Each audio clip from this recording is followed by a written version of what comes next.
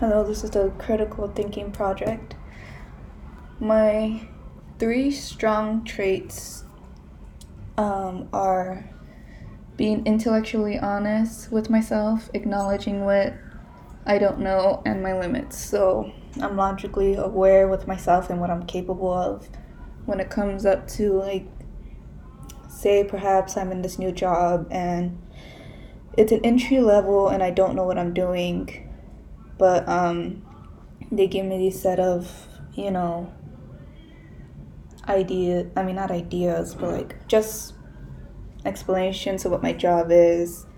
I know I can be capable with it if it's on paper, but if there's something that I don't understand clearly, I'm not afraid to confront my trainer or my boss and ask for more detail within the job and what it needs.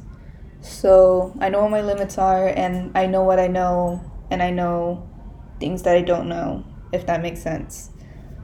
My second strongest trait is I base my beliefs on facts and evidence rather than my personal interests. So with the country right now, it's very, people want to say it's political, but it's mostly cultural diverse. So a lot of people tend to get oppressed with certain things, but to say that I know it doesn't bother them, it's more of to feel oppressed. I'm aware and I can see that. So there is this politician called Ben Shapiro. I listen to him a lot, and he goes by this motto, facts don't care about your feelings. And a lot of people get offended to that because facts are hard to hear, but like I said, it's more of a oppression that's going a lot right now. People like to be offended. This is an ongoing thing. It's changed the country a lot and the people. When I'm talking about this because there are I'm trying to explain this, I'm sorry. I rather believe science and tradition rather than people's feelings and not people's feelings, but people that just generally think it's a good thing, with politics and whatnot. So yeah, facts over feelings. That's how I am in that era, that trait. My third strongest trait would have to be I think independently and I'm not afraid to disagree with a group opinion.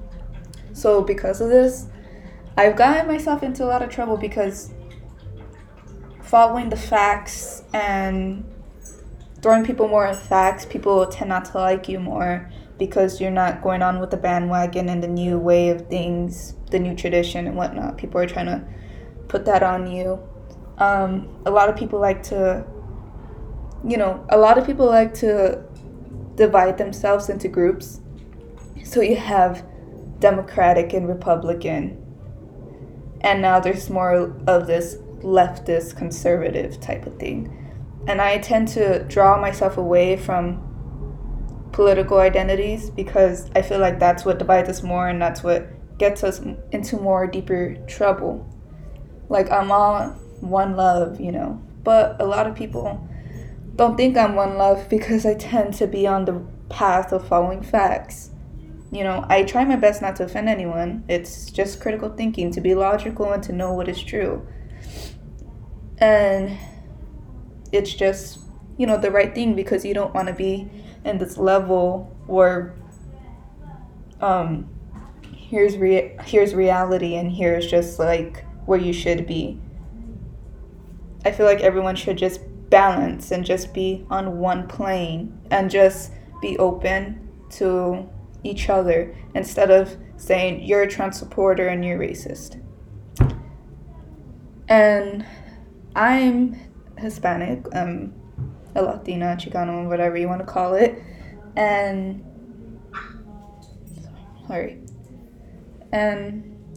just believe, just because you're this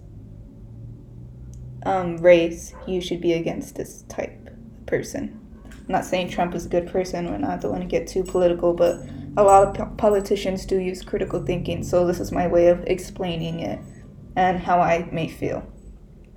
And yeah, those are my 3 strongest traits and their explanations. Now moving on to my 3 weakest traits.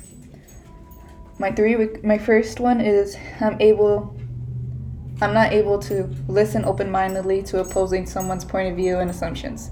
So I have this bad habit of saying, here are the facts and what you think is wrong. I'm not open-minded because I tend to stick with the facts because they're true, but I should really begin to listen to why this person thinks it's false and why the facts aren't untrue. So that's why I get into a lot of, not arguments, but debates. And so that's my first weakest trait. My second weakest trait is knowing, I guess you can call this wishful thinking, knowing what's best for myself. And I think this way because I know myself better than anyone, so I know what's best for me. But then again, I'm still a young woman, and I'm still learning, and I still don't know what's best for me out there. I know in one of the recent assignments I talked about how I lost my job, and my ego overcame me because I felt like I deserved more. But I wasn't looking at it as the stability it gave me. I was looking at it about how belittled I felt. But now I wish I was still working at my previous job because it was stressful, it was depressing, but it kept me grounded, and I was able to pay my bills on time, and just taking in the time and all that. But I learned from it, and I am glad I learned from it because it made me choose wisely on my choices and know. I don't want to keep saying I know what's best for myself, but I feel like I know myself a little bit better now because of that lesson. And finally, my third weakest trait is practical consistency. So this was in the book, Practical Consistently, and it involves saying one thing and doing the other. So I always used to, in these sort of debates, say these things because they were facts, right? But in my head, while I was saying it, there was this little voice saying, you don't believe that. You don't agree to that. You're just saying that because it's facts.